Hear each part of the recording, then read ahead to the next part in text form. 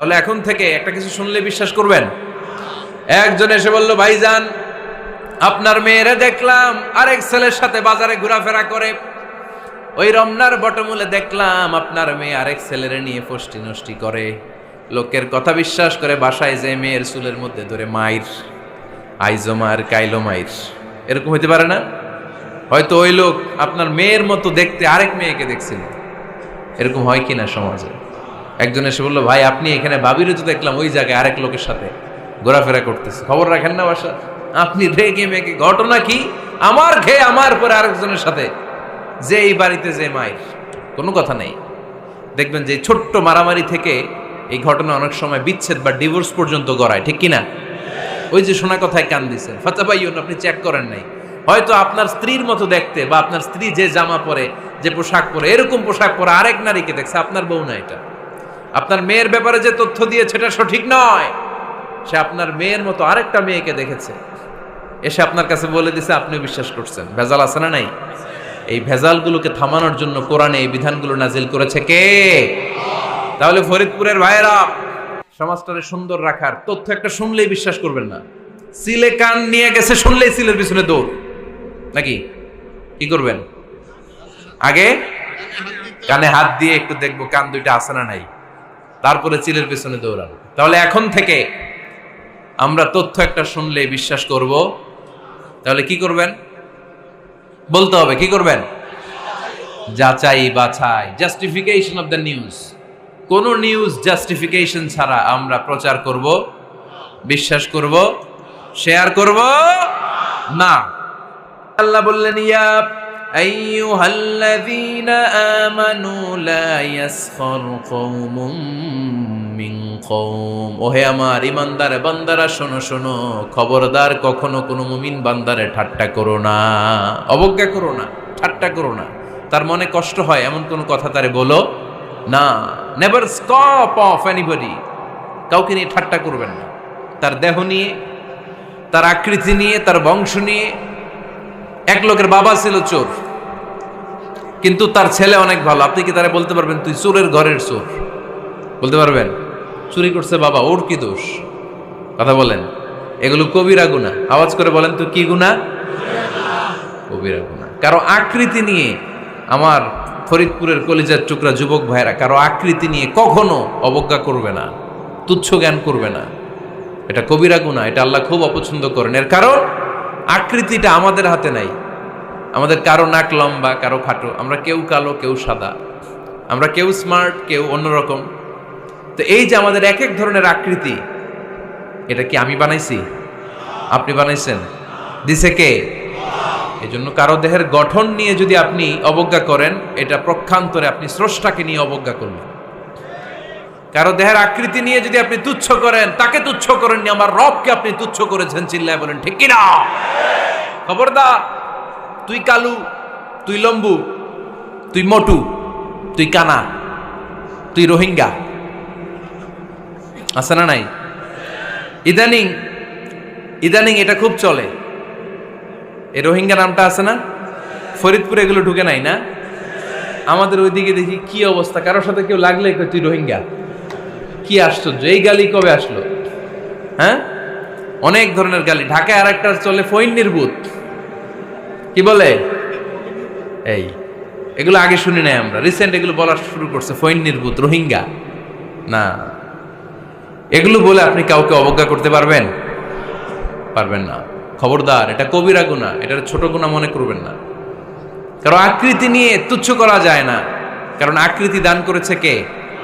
হুয়াল্লাযী ইউসাউইরুকুম feel আরহামি কাইফা ইয়াশা, লা ইলাহা ইল্লা হুয়াল আজিজুল হাকীম। তিনি এমন সত্তা, যিনি তোমাদের চেহারার অবয়ব দিয়েছেন, তোমাদের আকৃতি দান করেছেন তখন যখন তোমরা মায়ের পেটের ভেতরে ছোট্ট জোকের মতো ছিলা।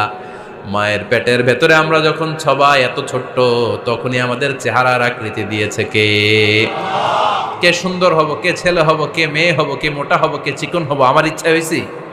আওয়াজ করে বলতে হবে, কার ইচ্ছায়? প্রত্যেককে যদি আল্লাহ প্রত্যেকের নিজের চেহারা ডিজাইন করতে দিতেন, আল্লাহ যদি বলতেন তোমার চেহারাটা কেমন হবে তুমি ডিজাইন করো, তাহলে আপনি আপনারা কেমন বানাতেন? হ্যাঁ বলেন, ফরিদপুরের ভাইরা বলেন, সুন্দর করে বানাতেন তাই না? সবচাইতে স্মার্ট, সবচেয়ে সুন্দর করে আমি আমার চেহারাটা বানাতাম যদি আমাকে ডিজাইন করার সুযোগ দেওয়া হতো। কিন্তু এই সুযোগ তো আল্লাহ দেন নাই। ডিজাইন স্বয়ং করে দিয়েছেন কে? কোন নারীকে যদি আল্লাহ বলতে, এই নারীরা তোমাদের চেহারা কার কেমন লাগবে তোমরা বানাও, প্রত্যেক নারী কি করতো? বিশ্ব সুন্দরী করে নিজেকে বানাতো। খুদ ধরার মতো কোনো জায়গা সে নিজের জন্য রাখতো না, ঠিক কিনা? কিন্তু এটা আল্লাহ দেন নাই। এই আকৃতিটা আমাদেরকে সরাসরি দান করেছেন কে? খবরদার, আমাদের অনেকে বিকলাঙ্গ, আমাদের অনেকের হাত ছোট, পা বড়, দেখতে মোটা, কেউ চিকন কেউ কালো। খবরদার, কারো আকৃতি নিয়ে কখনো কোনো অবজ্ঞার সুরে, ঠাট্টার সুরে কোনো কথা আমরা বলবো না।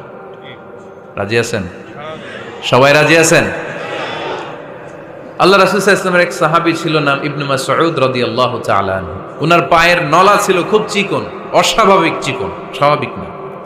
তো উনিও এটা ঢেকে রাখতেন, দেখাতেন না কাউকে। একদিন উনি খেজুর পাড়ার জন্য খেজুর গাছে উঠলেন। খেজুর গাছে ওঠার পরে নিচ থেকে সাহাবারা পায়ের চিকন নলা দেখে ফেলছে। দেখে সবাই হাসি, সবাই হেসে কুটি কুটি। বিশ্বনবী বললেন, হেসো না, খবরদার, আমার ইবনে মাসুদের পায়ের চিকন নলা দেখে হেসো না।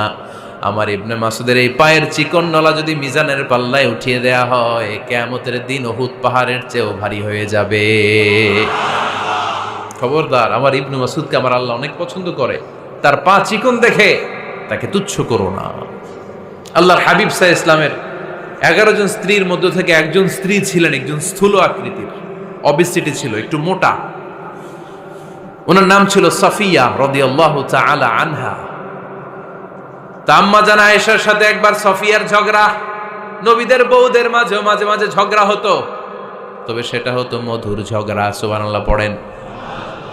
আম্মা জান আয়েশা রাদিয়াল্লাহু তাআলা আনহার বাসায় একদিন বিশ্বনবী বসা ছিলেন। আরেকজন স্ত্রী, বিশ্বনবীর আরেকজন স্ত্রী রান্না করে কিছু খাবার আম্মা জান আয়েশার ঘরে পাঠিয়েছেন।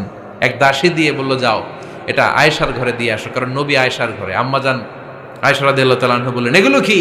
ওই দাসী বলে, তরকারি। কে দিছে? অমুক স্ত্রী। কেন দিয়েছে? আমি কি রান্না করতে পারি না? তোমরা রান্না তোমরা খাও। এই কথা বলে পাতিল সহ উড়ায় মারছে চেহারার মধ্যে। এর কারণ ওনারা মানুষ ছিলেন, মানবীয় ব্যাপারগুলো ওনাদের মধ্যেও কাজ করত। আবার এক স্ত্রী ঝোল দিয়ে রান্না করে কিছু খাবার নিয়ে এসেছে। আম্মা জান আয়েশা রেগে মেগে ওই ঝোল নিয়ে ওই স্ত্রীর গালের মধ্যে মেখে দিয়েছেন। বিশ্বনবীর আরেক বউয়ের গালের মধ্যে ওই ঝোল লাগাই দিচ্ছে। এবার ওই স্ত্রী বিশ্বনবীর কাছে যেয়ে বলে, ইয়া রাসূলুল্লাহ, দেখেন আয়েশারে আপনি বেশি আদর করেন তো, দেখেন কি করে আমাদের সাথে। এই যে আমাদের গালের মধ্যে ঝোল মাখাই একেবারে মেকআপ বানাই দিচ্ছে। বিষ্ণু ইসা ইসলাম বললেন, তাই আয়েশাকে ডাকো। আম্মা জান আয়েশা রাদিয়াল্লাহু তাআলা আনহা আসলেন। আল্লাহ রাসূল সাল্লাল্লাহু আলাইহি ওয়াসাল্লাম বললেন, তুমি কি আমার এই স্ত্রীর সাথে এমন আচরণ করেছো? আম্মা জান আয়েশা বললেন, করেছি। কেন? আম্মা জান আয়েশা বললেন, তখন মেজাজটা গরম ছিল, এখন বুঝতে পারতেছি আসলে এই কাজটা করা ঠিক হয় নাই। এবার বিশ্বনবী বিচার করবেন। বিশ্বনবী বললেন, আল কিসাস, যেমন করা হয়েছে বিচার হবে তেমন। তোমার গালে যেমনি ঝোল লাগাই দিছে, তুমি একটু ঝোল নিয়ে আয়েশার গালে লাগাই দাও। সুবহানাল্লাহ পড়বেন না? ওই স্ত্রীও কিছু ঝোল নিয়ে আম্মা জান আয়েশার গালে লাগাই দিল। এখন দুইজনে হাসতেছে, বিশ্বনবীও হাসলেন, আরশের উপর থেকে খুশি হয়ে গেলেন কে? তো স্ত্রীদের মধ্যে মাঝে মাঝে এটা ঘটতো। সাফিয়া রাদিয়াল্লাহু তাআলা আনহা ছিলেন একটু মোটা। আম্মা জান আয়েশা বললেন, ইয়া রাসূলুল্লাহ, দেখেন আপনার মুটি বউ, আপনার মুটকি বউ, এই মুটি বউ বলে একদিন একটা গালির মতো দিয়ে ফেলছে। আল্লাহ রাসূল সাল্লাল্লাহু আলাইহি ওয়াসাল্লাম রেগে গেলেন, বললেন, আয়েশা এটা কেমন কথা তুমি বললা মুটি? আমার সাফিয়ারে তুমি মুটি বলে গালে দিলা রে আয়েশা। ইয়া আয়েশা লাকাদ কুলতি লা কালিমা লাউ মুজিজাত বিমাইল বাহরি লামাজাজাতহু। এমন একটা মন্তব্য তুমি সাফিয়ার ব্যাপারে করে ফেলেছো রে আয়েশা, এই কথাটা যদি সাগরের নীল পানির মধ্যে ছেড়ে দেয়া হয়, এই কথার পঙ্কিলতার কারণে, এই কথার কর্দমাক্ততার কারণে, এই কথার পঙ্কিলতার কারণে সাগরের সব পানিগুলো মুহূর্তের মধ্যে কালো হয়ে যাবে।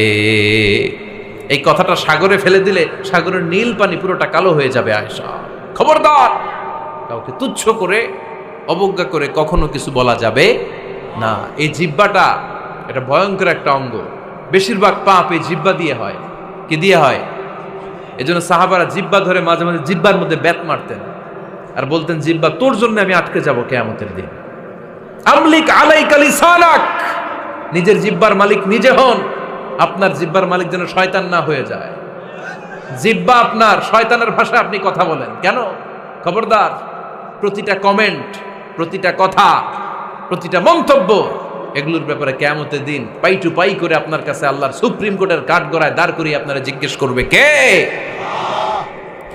এজন্য বিশ্বনবী বলছেন, মাইয়াদমানলি মা বাইনা লিহইয়াইহি ওয়া মা বাইনা রিজলাইহি আদমান লাহুল জান্নাহ। আমার কোন উম্মত যদি দুইটা অঙ্গের গ্যারান্টি আমারে দেয়, আমি আমার উম্মতকে জান্নাতের গ্যারান্টি দেব। দুইটা অঙ্গের, একটা হলো জিহ্বা আর একটা লজ্জাস্থান। দুই চোয়ালের মাঝে যা থাকে লিজ্জা, জিহ্বা, আর দুই পায়ের মাঝখানে যা থাকে লজ্জাস্থান। এই দুইটা অঙ্গের গ্যারান্টি যদি বিশ্বনবীকে আপনি দেন যে নবী জিহ্বা আর লজ্জাস্থান এই দুইটা অঙ্গের কোনো পাপ আমি করব না, নবী বলে আমি দুনিয়ায় তোমার জান্নাতের গ্যারান্টি দিলাম। এজন্য জিহ্বাটারে সামলান, যা মনে চায় বললেন না। খবর আছে না নাই? খবর আছে। মা ইয়ালফিযু মিন কাউলিন ইল্লা লাদাইহি রাকীবুন আতীদ। যা মুখ দিয়ে বের হয় লিখে রাখার জন্য দুইজন ফেরেশতা রেডি করে রেখেছে কে? চিল্লায় বলেন। যতদিন আমরা বেঁচে থাকবো ততদিন থাকবে আমাদের কাঁধে। আমরা মরে যাবো, এই ফেরেশতারা উড়াল দিবে, ঠিক কিনা? দুই কান্দে জি ছিল যে তোমার দুইজনা পাহারা, তোমারে একলা থইয়া পালাইছে তাহারা। তোমার আটকুঠুরি নয় দরজা বন্ধ এবার হলো রে হলো, মুখে আল্লাহ রসুল সবে বলো, ও মুখে আল্লাহ রসুল সবে বলো। দুয়ারে আইসাছে পালকি নাই হরি গাও তোলো রে তোলো, মুখে আল্লাহ রসুল সবে বলো, ঠিক না? এজন্য সাবধান। আমলিক আলাইকা লিসানাক, নিজের জিহ্বার মালিক নিজে হন। মন যা চায় মুমিন তখন ইচ্ছা মতো মন মতো কোনো মন্তব্য ছুটতে পারে না। বিশ্বাসী বলে যদি নিজেকে দাবি করেন, নিজের জিহ্বার মালিক নিজে থাকার